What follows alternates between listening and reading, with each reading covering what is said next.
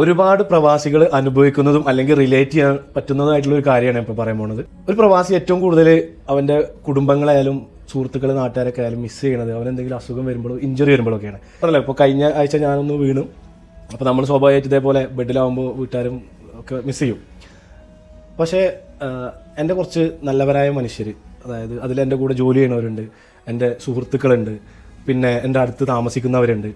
ഈ നല്ലവരായ മനുഷ്യർ, ഞാൻ ഈ നല്ലവരായ മനുഷ്യരെന്ന് എടുത്ത് പറയാൻ കാരണം അതൊരു വളരെ കാലിക പ്രസക്തമായൊരു വാക്കാണെന്ന് എനിക്ക് തോന്നുന്നുണ്ടോ.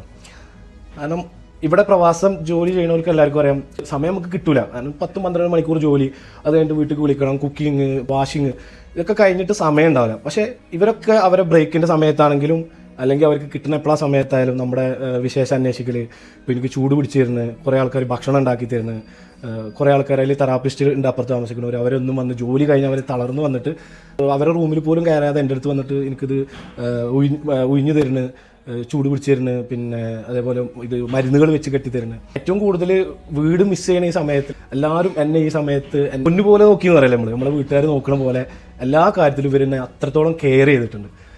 അപ്പോൾ അത് വല്ലാത്തൊരു ഫീലാണ്. അപ്പോൾ അതെനിക്ക് പറയാതിരിക്കാൻ പറ്റില്ല, അതുകൊണ്ടാണ് ഞാൻ ഈ വീഡിയോ ചെയ്തത്. Okay, thank you.